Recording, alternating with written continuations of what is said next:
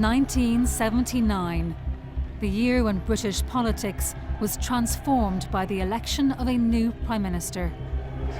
Where there is discord, may we bring harmony. Where there is error, may we bring truth. Where there is doubt, may we bring faith. And where there is despair, may we bring hope.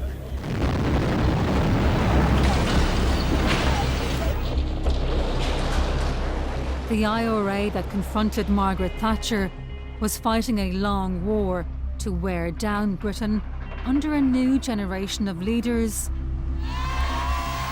like Gerry Adams.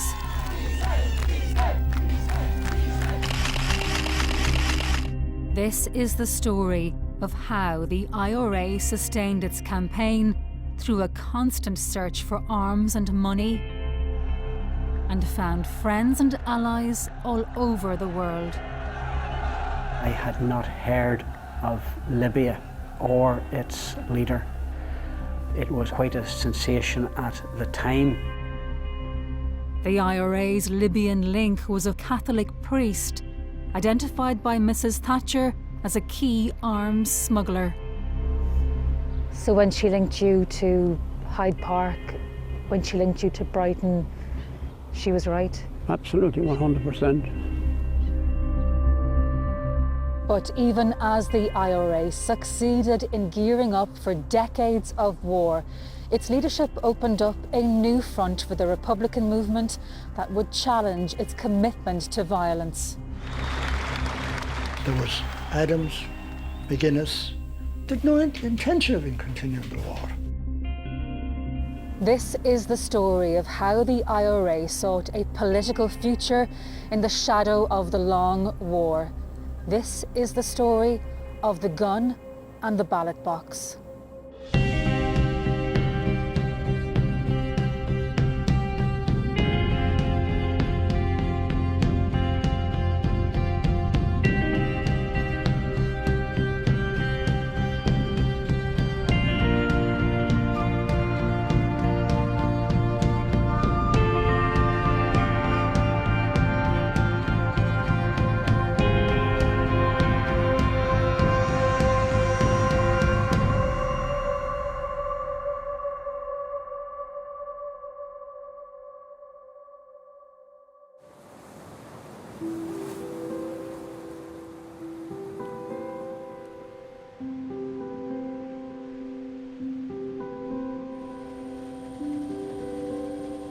Sligo in the west of Ireland.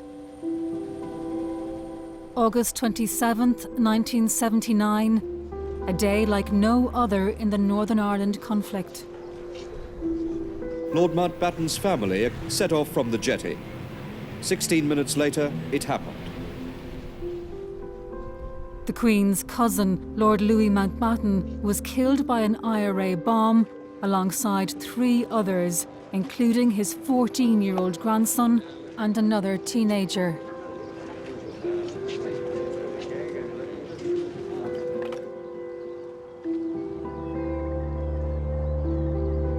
Several hours later in Northern Ireland, the IRA was leading British soldiers into a trap.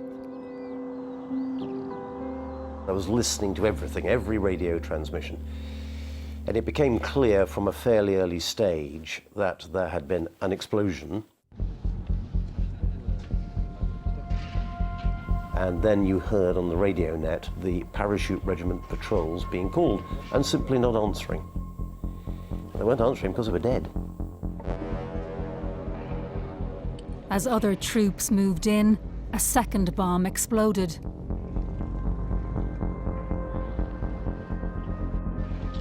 "18 soldiers were killed at Narrowwater near Warren Point.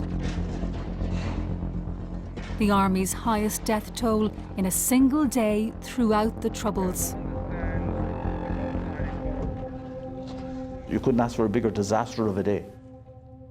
Lord Mountbatten killed on one side, 18 soldiers killed on the other side. This was a horrific day. Lord Mountbatten was Britain, and Britain was Lord Mountbatten.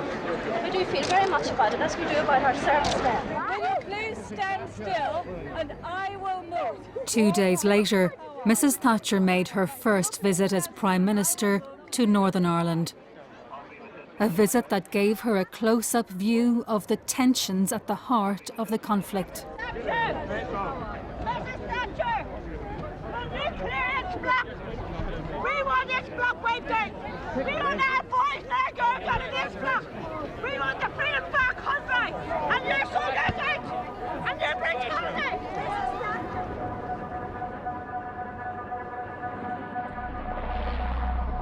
That same day, Mrs. Thatcher visited South Armagh, an IRA heartland on the border where the British Army believed the 2 bomb attacks were planned. Patrick Mercer was among those soldiers who met with the Prime Minister. South Armagh was really difficult. These terrorists were dangerous, they were well motivated, they were very hard to penetrate, and they were quite brave, which again differentiated themselves from other bunches of terrorists. Kieran Conway became the IRA's Director of Intelligence in the early 1970s. South Armagh was the outstanding area, not just operationally, but in the support it could give to other units. They were never less than generous with their assistance. They just had that, ability to handle anything. They were outstanding.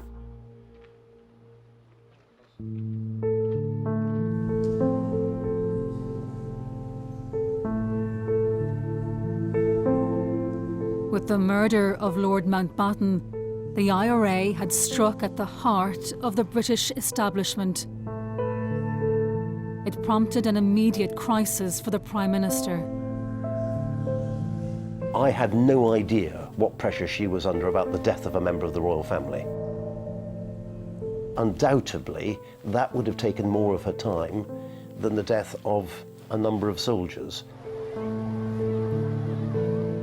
Mrs. Thatcher's immediate priority was the military defeat of the IRA. She wanted to deny the IRA what she saw as the safe haven of the Irish Republic.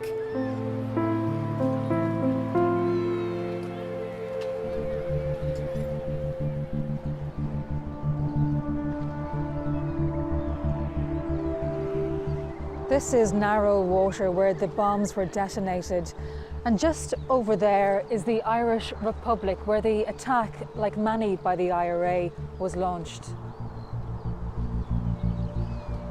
You have to remember, Margaret Thatcher really saw the whole question primarily in security terms.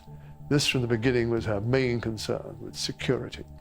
And she felt, and she had good reason to feel, that we never got the wholehearted cooperation from the Irish authorities. As far as we were concerned, we were dealing with a political issue. The government were dealing with a political issue. This was needed a political solution. While in Northern Ireland, they were looking at it as a security problem needing a security solution.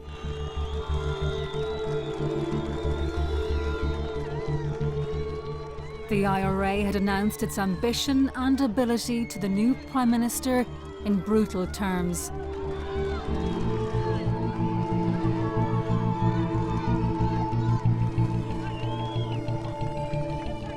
But the deadliness and sophistication of the organisation that killed Lord Mountbatten and 18 soldiers was a very long way from its origins in the early days of the Troubles.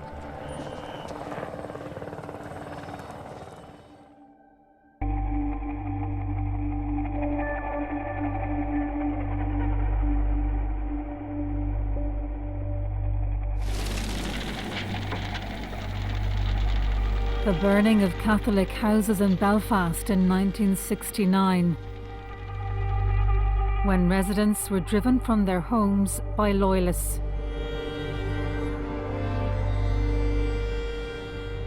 The deaths and the fires were enough to drive dozens of Catholic families from their homes to the safety of refugee centres. But others had no choice but to go there. It was a seminal moment at the outbreak of violence. The IRA faced demands to protect the nationalist community, but its access to weaponry was limited. We very often find ourselves in a position where we might have had a weapon without ammunition, or we might have ammunition without a weapon. And very, very often we find ourselves in the position, if not always, that we had more volunteers than we had weapons to supply them with.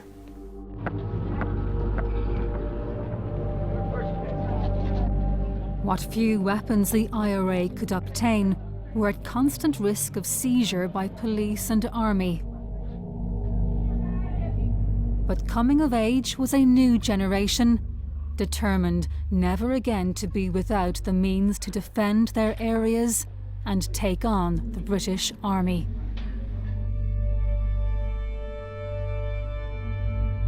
This is Gerry Adams with IRA man Brendan Hughes. In an interview to be kept secret until his death, Hughes said Adams sent him to New York in the early 1970s to smuggle back stocks of a rifle called the Armalite. The weapon of choice for the US military, it became a symbol of the IRA's armed campaign. I think we did push the war forward more than anyone else did. And I think Gerry Adams was largely responsible for that, but it was because it was Gerry that sent me to America, right, to get Armalites.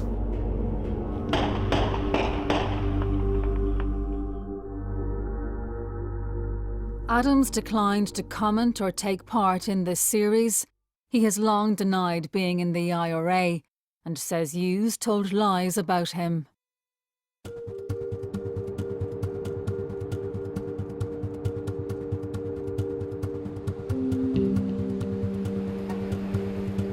America, where the Provisional IRA first looked to for money and guns. The Irish diaspora has played an integral role in the direction of the Republican movement, which is why the influence of Irish America is central to the story of the Troubles.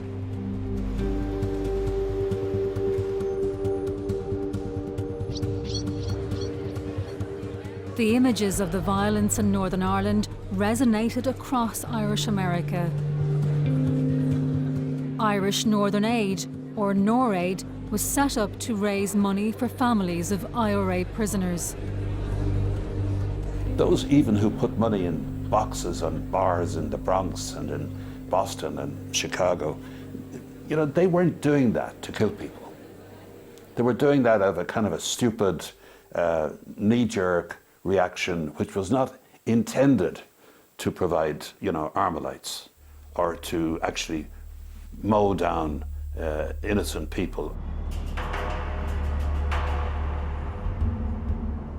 But there's no doubt American dollars helped transform the IRA's arsenal.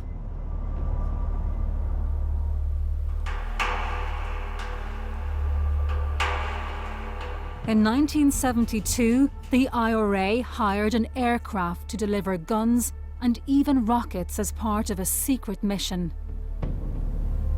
Money raised in America chartered the plane, but the weapons came from the North African dictatorship of Colonel Gaddafi's Libya.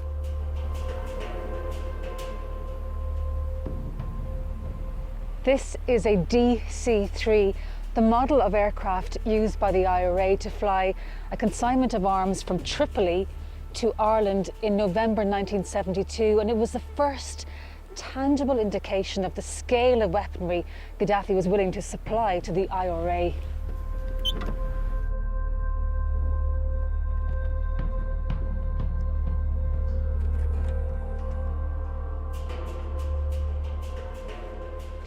The DC-3 that the IRA used had to be stripped of its interior to accommodate 25 RPG rocket launchers and over 400 warheads. This is the IRA's hired plane at Shannon Airport just after it was unloaded. Within days, its deadly cargo was used in attacks.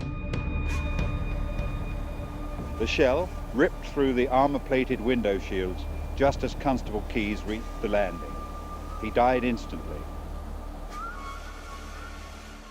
It looks at the moment as if they were all anti-tank projectiles of one sort or another. I think it represents a fairly serious escalation in weaponry. It was quite a sensation at the time, 50 years ago, to find that we had friends in North Africa. Was an incredible development.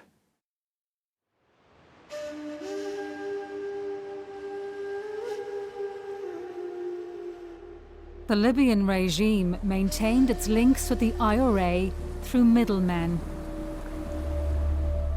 The British government would come to believe that the most significant was this man, Patrick Ryan. I was born in the year 1930, June the 6th, in Tipperary Down.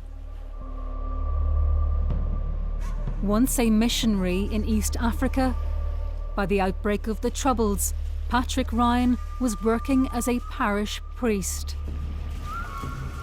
I contributed financially, as much help as I could, some of it out of the mission boxes, to the situation up north. I was approached by some of the IRA leaders down here, if perchance I could work for them permanently. They asked me to travel the world and try to get help for them.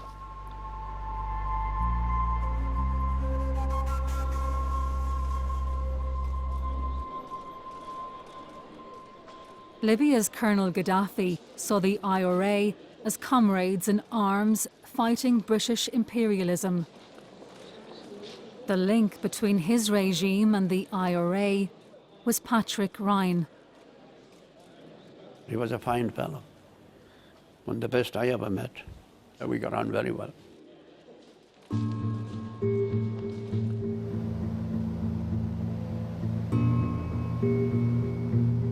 In 1973, the IRA sent Ryan on a mission to Rome. I got a message from the RA to take myself to Italy, Rome. I would come in contact with a gentleman known as Joe Cahill. Joe Cahill and myself, taking a plane in Rome, we ended up in Tripoli. Obviously, Joe Cahill was then IRA Chief of Staff. Sentenced to hang in the 1940s for the murder of a policeman, he was reprieved and became one of the founders of the Provisional IRA. What's going to happen to you now? You've given this, attended this press conference. Well, I'll have to go deeper underground. I'll have to go deeper underground. In Tripoli, Cahill and Ryan oversaw an IRA arms shipment on board the Claudia. Initially, the boatload was destined to be about 200 tons.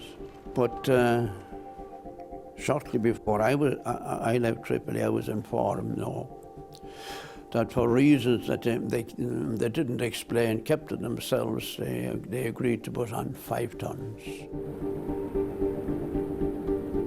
The shipment had been betrayed. Some claimed that Cahill had ignored warnings that the boat's owner was working with British intelligence. He was warned and warned and warned that the whole thing was gone, but still wouldn't listen. That's why they didn't get the 100 tons. The Libyans weren't prepared to lose 100 tons. They gave them a small shipment. The Claudia arms shipment was intercepted off the southeast coast of Ireland. But Ryan returned to Libya and would spend the next 10 years crossing Europe and North Africa, maintaining a network of arms and money for the IRA. Paris was at the centre of Ryan's network. The IRA also needed a constant flow of finance, and some of it was collected from Ryan's contacts here at the Libyan embassy in Paris.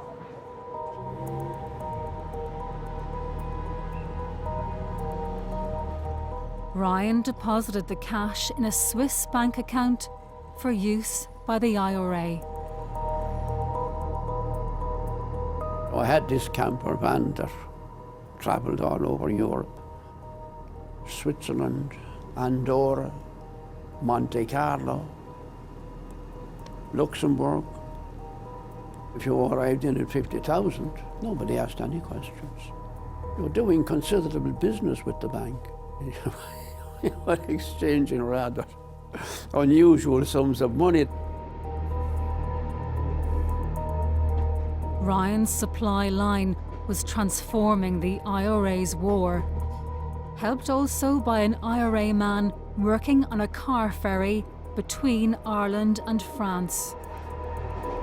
Sometimes I get a money transfer, and whenever I got that, then we had to get somebody to change it. Did you have any idea of how much was in any of those transactions? I would say there's probably about $250,000 in each one.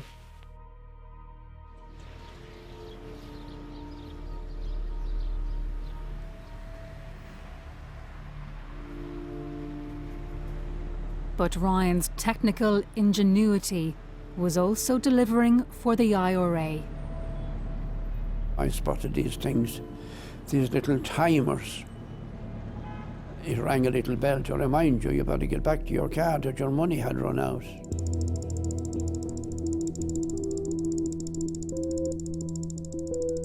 Memo park timers were used by motorists in Europe to remind them when their parking ran out. But Ryan realised they could solve a problem for the IRA, bombers being killed by their own devices.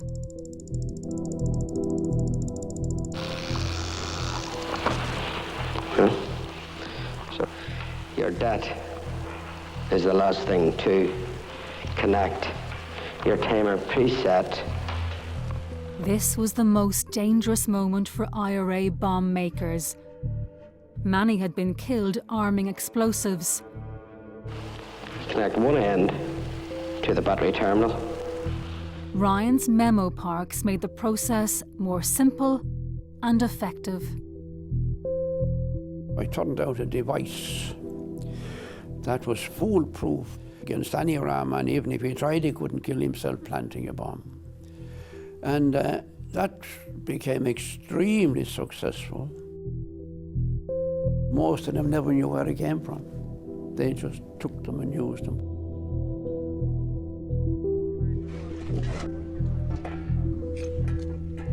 Ryan's timers were used in scores of bombs throughout the Troubles, including the Warren Point attack.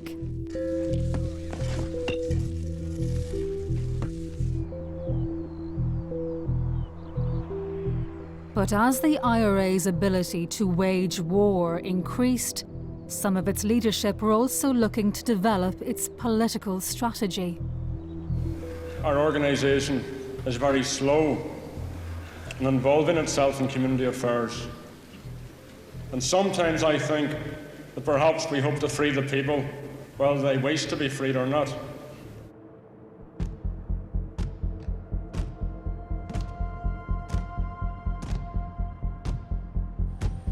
What no one foresaw was how a protest within the H blocks of the Maze prison would ignite the Republican political project.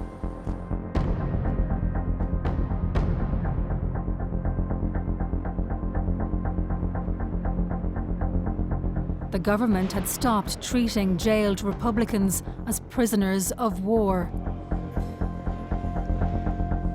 In protest, cells were covered in excrement, blankets replaced prison uniform, and prisoners began to go on hunger strike. That's what political status means. Special privileges for having done cold, callous, brutal murder. On March 1st, 1981, a former IRA commander in the Maze jail, Bobby Sands refused food.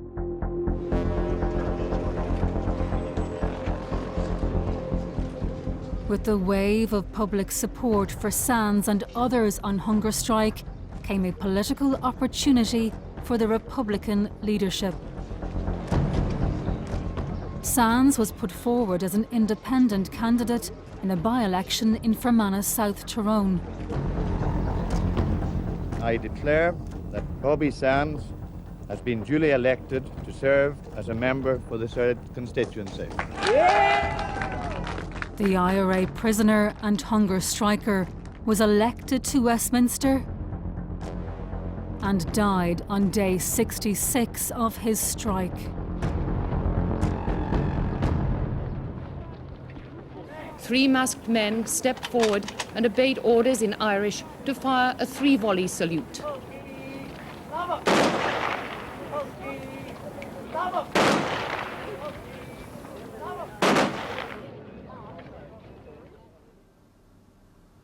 Tommy McKerney was among those in prison who took part in the hunger strikes. It was certainly devastating. Bobby had spent almost 2 years in the same wing with me before that. I knew him. And then the other 9 today, many of whom I knew very, very well. It's one of the more difficult periods of my living memory. 10 men had starved to death before the protest ended. Margaret Thatcher became a figure of hate to Irish Republicans. She had perhaps a sneaking admiration for the courage of the people who had been prepared to go the whole length.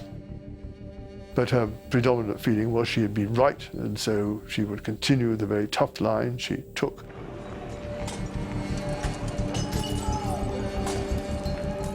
Mrs. Thatcher's stance enraged Republicans.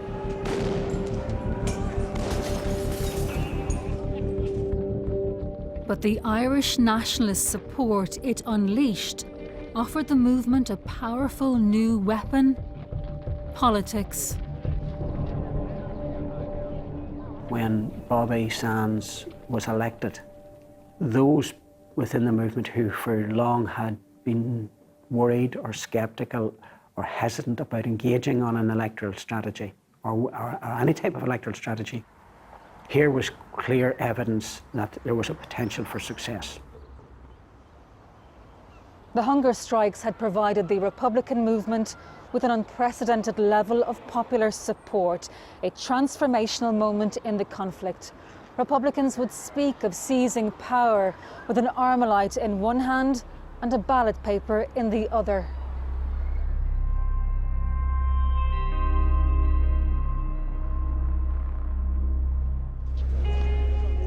But any move from a military to a political strategy risked splitting the IRA. The provisional IRA had been born out of a Republican split over the balance between politics and the gun. At that time, Adams supported the gun. Those on the other side decided to follow a political strategy, abandoning the traditional Republican policy of abstentionism in order to be able to take seats in the Irish Parliament, the Dáil.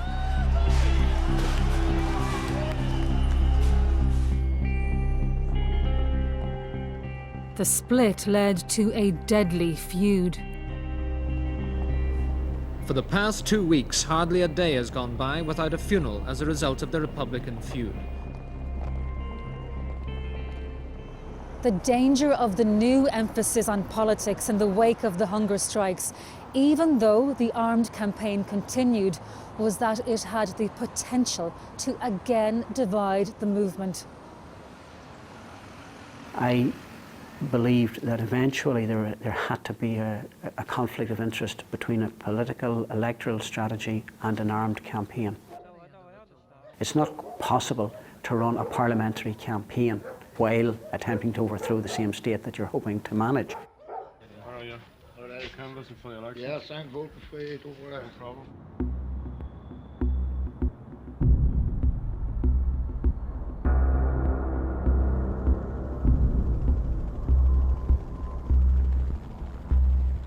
But for most Republicans at the time, politics was merely a tactic.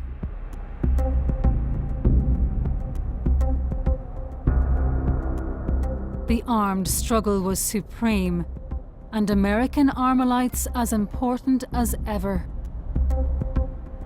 It's this place that's so important for the IRA in its search for weapons and money to fight its war.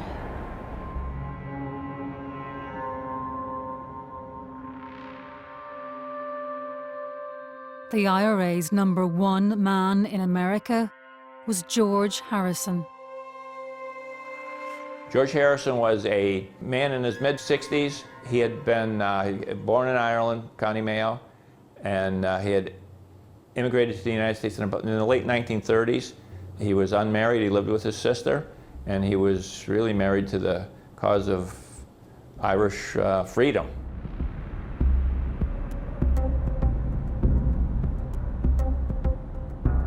Harrison hosted secret trips by IRA leaders, including Martin McGuinness, underlining his importance. Met Martin McGuinness here. It would have been in the late 70s. I know he had been staying at George Harrison's house. I certainly have my own speculation why he was staying What's where your he was, speculation? but I'll let you draw your own conclusion. This is George Harrison, leaving a deal to purchase arms for the IRA. He doesn't know that the man behind him is an FBI agent. I was the undercover, the person selling guns to the IRA. This is one of a series of covert photographs shown for the first time, taken on the FBI operation that broke up the IRA's main gun-running network in America from the inside.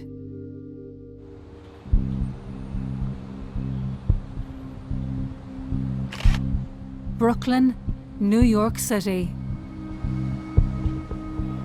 Harrison's home here became the focus of the sting.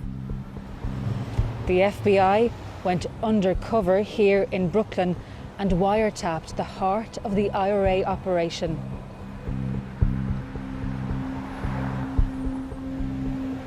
The first meeting we had with George Harrison, we had 2 Ruger Mini 14 rifles with scopes, and we had put a tracking device in the stock of one of the Mini 14s. I was wired up, recorded the conversation, and then George was looking for 20mm cannon ammunition. They wanted something to bring down helicopters, and that was what they thought they would use the 20mm cannon for. I left.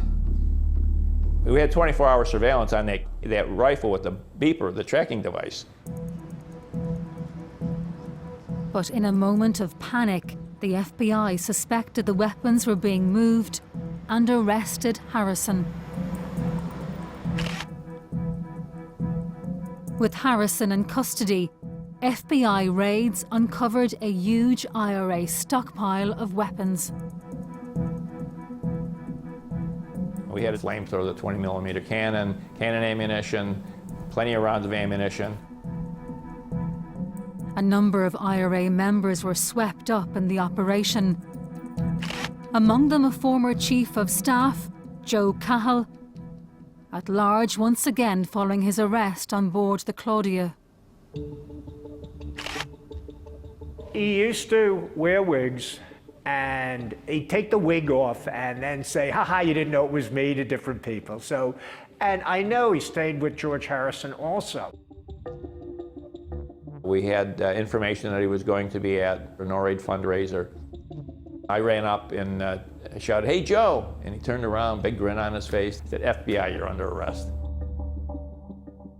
The FBI sting also brought in the founder of NORAID, Michael Flannery. He was the money man for George Harrison, for the shipment that we arrested them all on.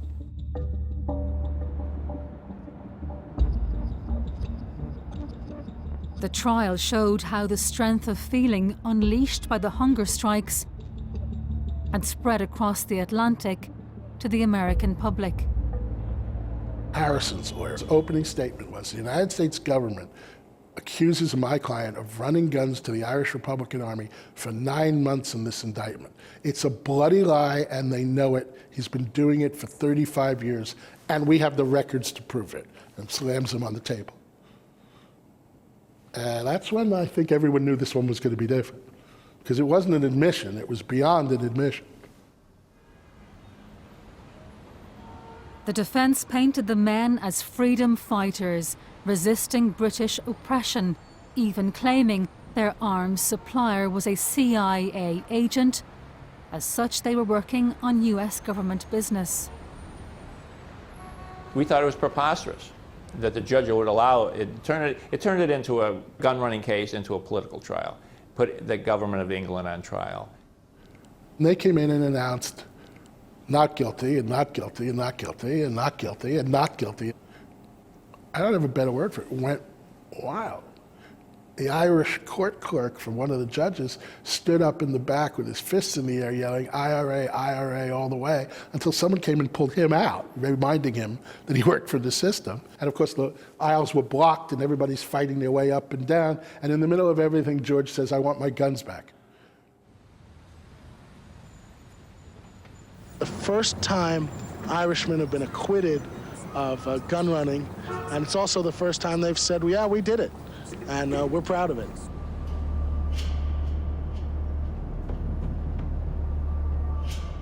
The FBI had closed an IRA arms network, but in the process highlighted the extent of support in Irish America for the IRA, which was continuing its war with brutal effect. Between 5 and 10 pounds of plastic explosives had been hidden in a blue Austin car. The blast started a day of carnage and confusion in London. The IRA stepped up a campaign of high-profile, multiple casualty attacks, including the killing of 4 soldiers in the Hyde Park bombing in 1982. In fact, the switch used to detonate the attack had been supplied by the IRA's Libyan link, Patrick Ryan.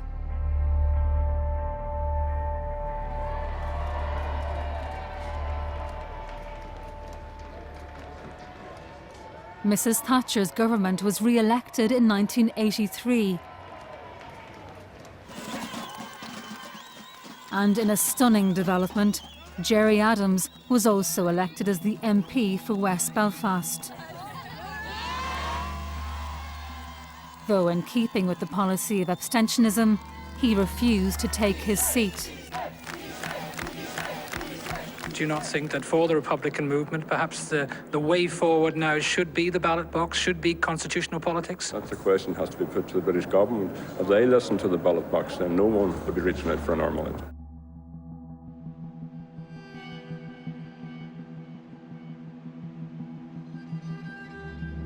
Even as Adams celebrated political victory, the IRA was rebuilding its American arms network.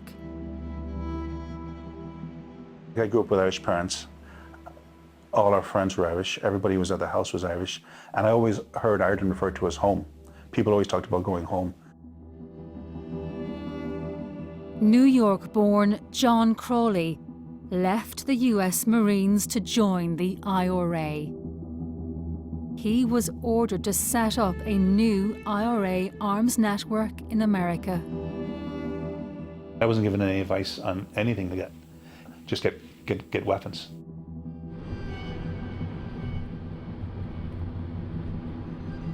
Crawley's gun-running network took root in Boston.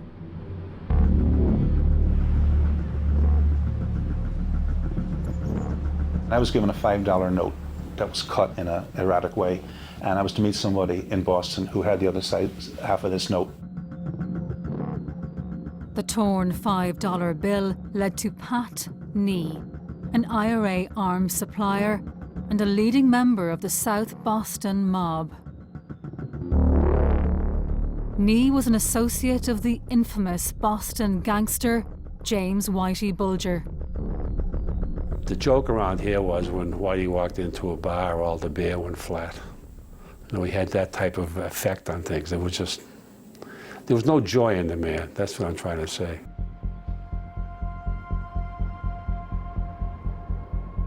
Gloucester, northeast of Boston. It was from here that the IRA would launch a major operation to transport arms across the Atlantic. Total cost was in the 1.2 million over a 2-year period. The boat being the most expensive, I think that cost $400,000. Fishing boats are expensive. Where was the money coming from? Local criminals who were persuaded to donate, to be our friends, you know.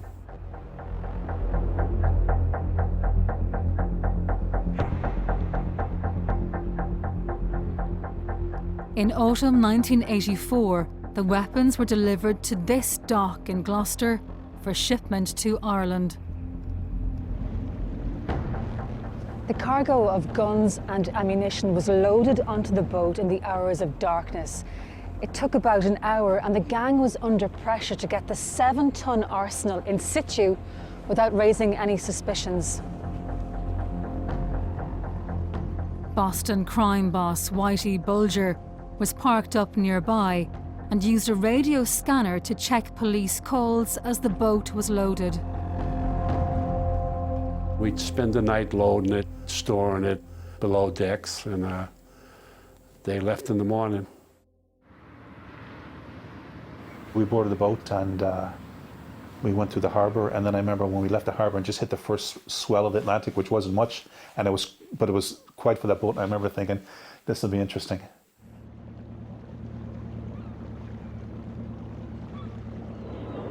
So the water in Gloucester Harbour today is relatively calm, but once you go past the breakwater, that brings you out into the wilds of the Atlantic. They, of course, travelled on 3,000 miles towards the Porcupine Basin. That's off the County Kerry coast.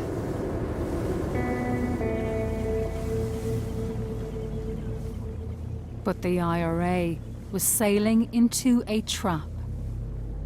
An IRA informer working for the Irish police had betrayed the operation. The RAF tracked the boat. This image was taken of the boat at sea, and transcripts we've obtained reveal its radio transmissions were also monitored.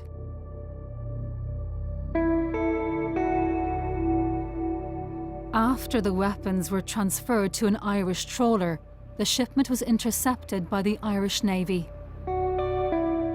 This was the lethal cargo which would apparently have ended up in the hands of the IRA. More than 100 American Armalite rifles, light and heavy submachine guns, grenades and ammunition.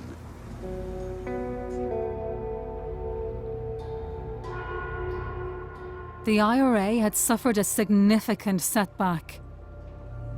But less than 2 weeks later, it struck back.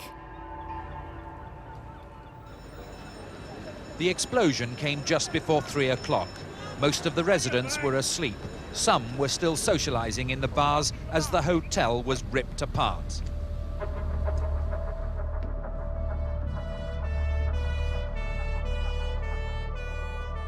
The Brighton bomb of 1984 was a direct attack on Mrs. Thatcher and her cabinet. And I just turned to do one final paper, and then it went off. My husband was in bed, and all the windows went, and the bathroom was extremely badly In damaged. your own room? Yes, In your room? yes. I think that's enough. We were very lucky.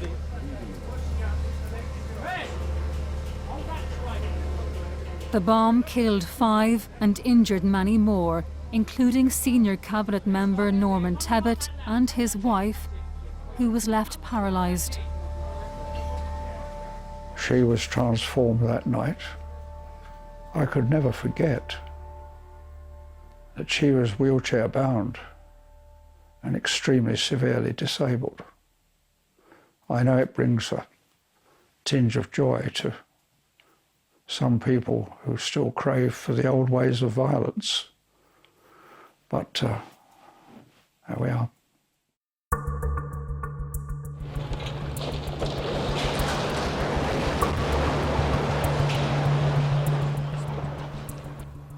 Recovered from the rubble were fragments of a Memo Park timer, of the type supplied to the IRA by Patrick Ryan. The extent of Ryan's role with the IRA was later revealed in a record of discussions between the Prime Minister and the Irish Taoiseach.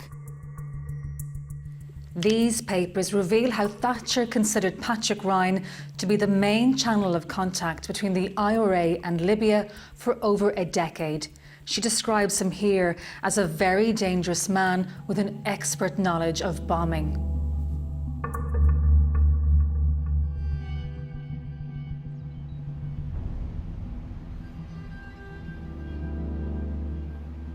To go back to what Thatcher had accused you of being involved in, were you involved in any of the incidents that I would say most of them.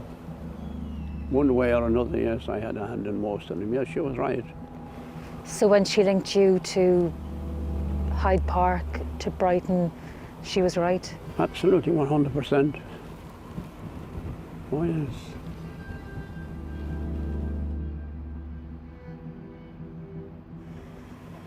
And now, when you look back, do you have any regrets? Oh, I have, yes, big regrets. Of what nature? I regret that I wasn't even more effective. Oh, yes, absolutely. I'd like to have been much more effective than I actually was, but we didn't do too badly, no.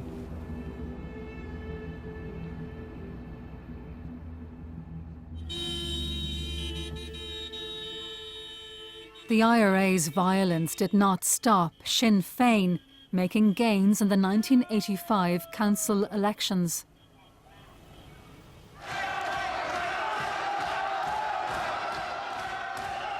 But a show of unity hid division. That month, the IRA expelled several senior members who claimed that funds were being diverted from the IRA's war into politics.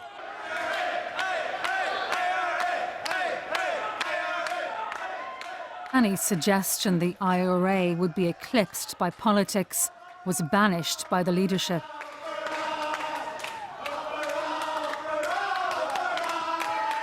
We don't believe that winning elections and winning any amount of votes will bring freedom in Ireland. At the end of the day, it will be the cutting edge of the IRA which will bring freedom.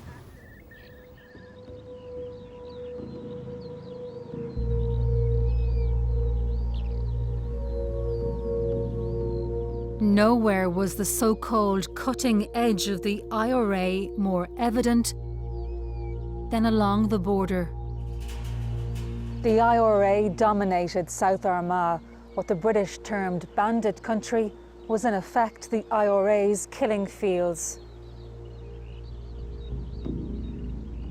As the political strategy gained ground, military hardliners could draw reassurance from plans to put the IRA's war on a new footing.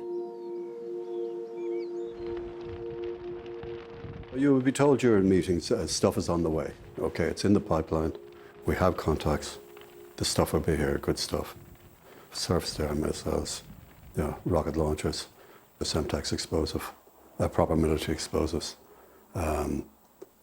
new rifles, everything, heavy machine guns, the lot.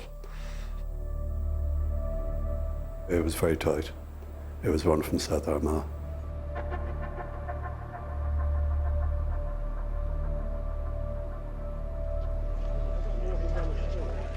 The arms came into Ireland just as the London and Dublin governments were stepping up their fight against the IRA.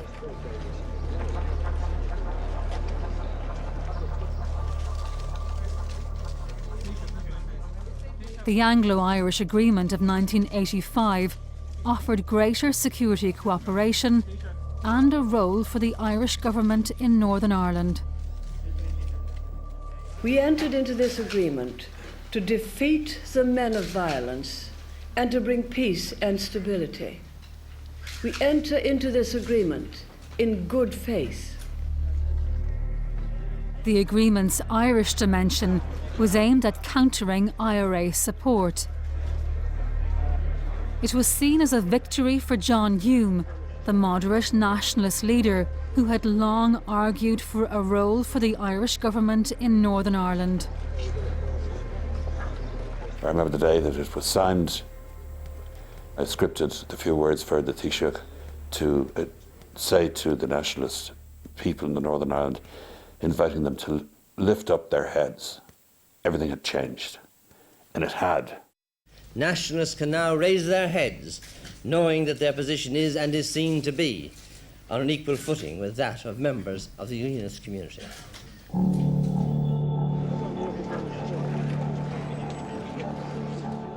Within weeks, apparent security success.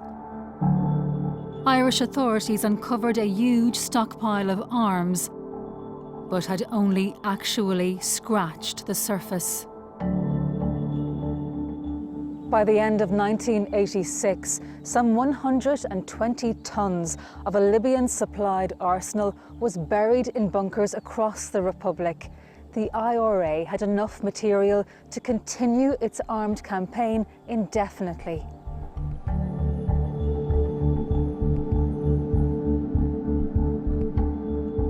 This was the very moment that Gerry Adams and his supporters felt strong enough to break the core Irish Republican principle of abstaining from the Irish Parliament.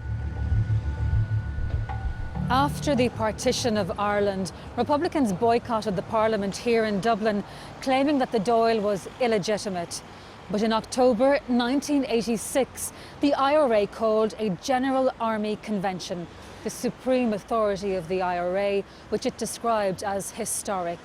Those present were told that weapons were en route, and the leadership asked delegates to advocate the taking of parliamentary seats in Dublin.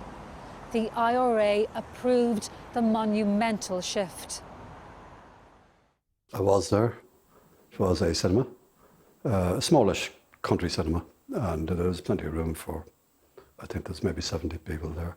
Now, there are complaints afterwards that people have not been picked up. I believe that's probably true, that the numbers are manipulated to give the yes side a majority.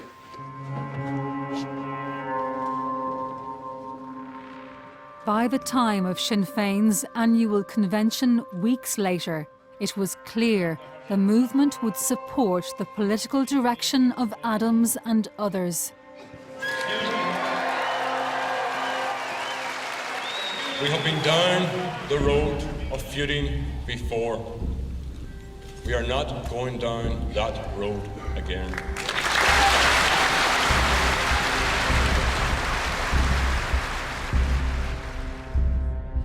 But some older Republicans, including veteran IRA leader Rory O'Brody, left, fearing the military campaign was being run down. We were called to a meeting during that Hardesh at lunchtime on the Saturday, and they said they began lecturing us. There was Adams, McGuinness, and the Chief of Staff, and they were there to lecture us. And by Jesus, we told them to F off at that time. We were not accepting it. They were going to continue the war. No, they wouldn't continue the war. They had no intention of continuing the war.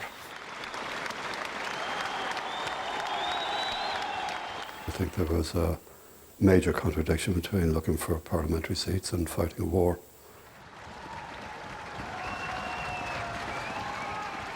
If you're really smart and Machiavellian, as some are, you might say, well, allow this contradiction to play out, and it will increase the appetite for peace talks, as did indeed happen.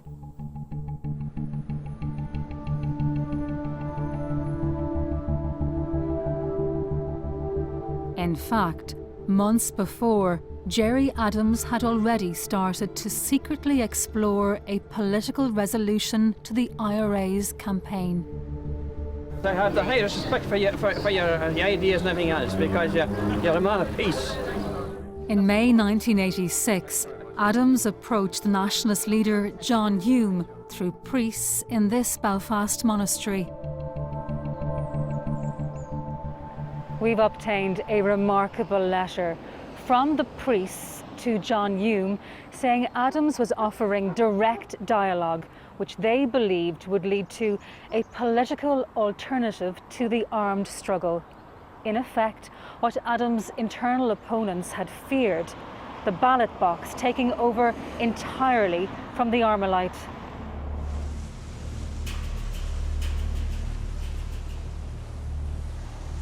In late 1987, the scale of Libyan aid to the IRA was revealed.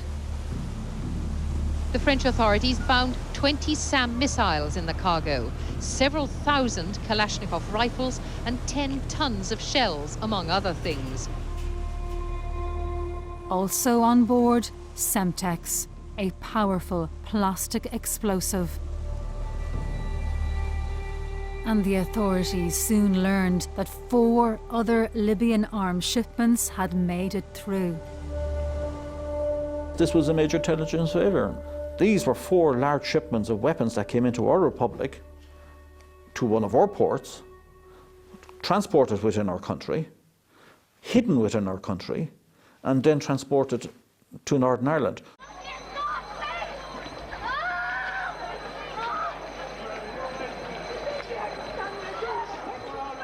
A week later, the IRA used Libyan Semtex to brutal effect. The Enniskillen bomb on Remembrance Sunday killed 11 civilians. The attack prompted widespread revulsion. Gerry Adams later issued a rare statement of regret over the bombing.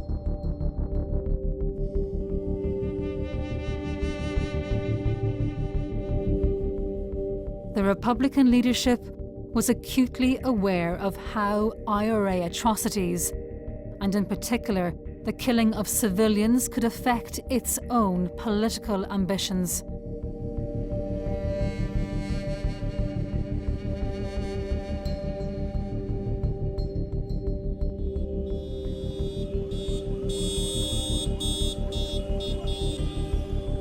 Adams was presiding over an historic shift in IRA strategy, away from the supremacy of armed struggle. With its armories full of Semtex, the Republican movement was beginning, secretly and painfully slowly, to step back from blood, away from the Armalite and to the ballot box.